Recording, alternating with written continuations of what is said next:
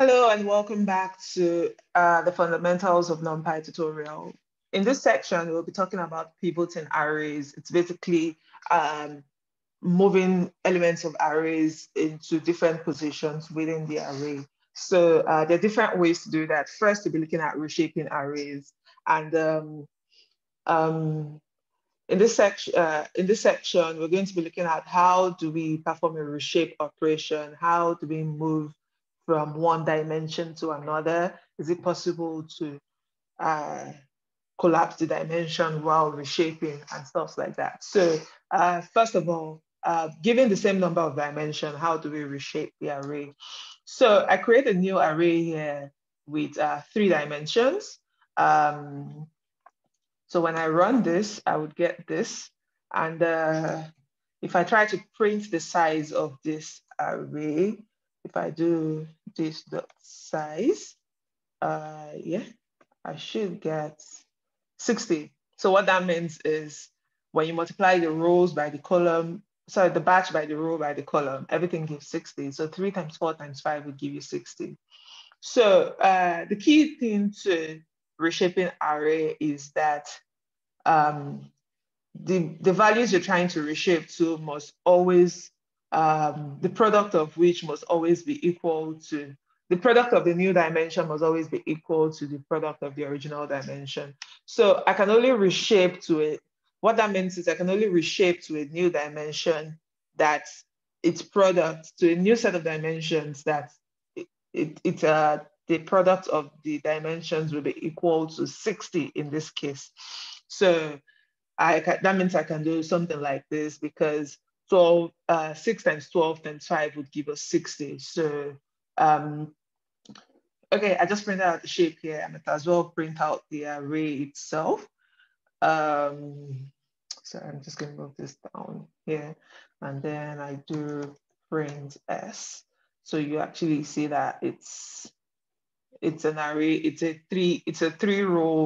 three batch array of 4 rows and 5 columns. And so now when I try to reshape to this, I should get a new array of this format. So the values are the same. We're just moving from three batches to 2 batches, and then the remaining elements in the third batch would now form the extra rows or column that we're trying to form. And so when we print this, we should have something like print S1. We should see that, just notice that the values, if you inspect closely, the values are the same, right? So, but now we've asked for 6 rows within each batch. I want 2 batches, 6 rows within each batches, and then the columns still remain at 5. So the first one had 4 rows within each batch. So that means we need 2 extra rows. So it takes its remaining 2 rows from here and joins it to the first batch. And that's why we have this here. And then the remaining rows combined with the rows from the last batch to form the second batch, right? So it's pretty much that straightforward. So that's reshaping. So we had a 3-dimensional array and we reshaped to another 3-dimensional array. Let's move on to reshaping to a different dimension. In this case, I create an array with this, and I can see that I'm specifying an array. I'm saying NumPy should give me an array which range between numerical range between 0 and 120. So it's going to give me from 0 to 119. If we try to print this, if we print this out, the shape of the array is 120, right? And if I print out the actual array, if I do this and I print R, sorry, I'd get this, right? So that's from 0 to 119, that gives us 120. Now I want to reshape this from a 1, so the shape of this is 120, comma, nothing. That makes it to one dimension. That's how you specify a one-dimensional array, the shape of a one-dimensional array. So I want to change it to a three-dimensional array. Remember, the golden rule is the so it, the golden rule is the size of the original array must be equal to, sorry, the product of the dimension of the new array must be equal to the product of the dimension of the old array you're trying to reshape, right? So in this case, the size of this array is 120 because this is basically saying something like 120 comma 1, right? And so 120 times 1 will give you 120. And so when we're trying to reshape to this value, we make sure that the product of this sums up to 120, which it does.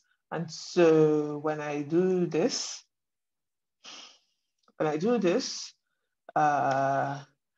we see that in the product, the new shape of the array is this. Just to print it out,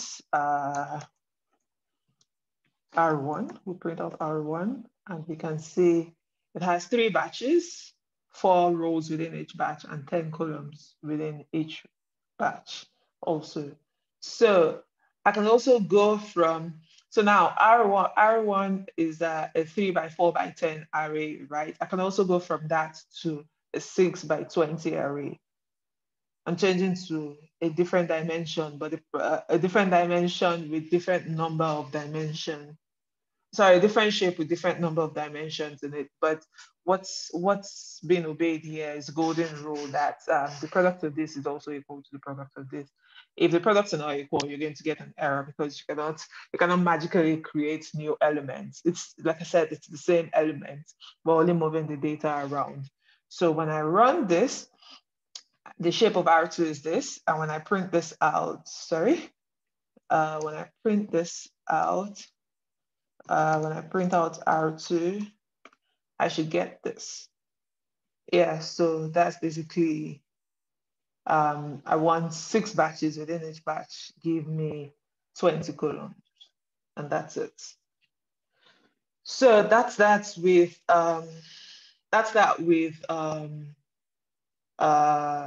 reshaping arrays. In the next section, we'll be talking about transposing arrays and other forms of pivoting arrays. See you in the next video. Thank you.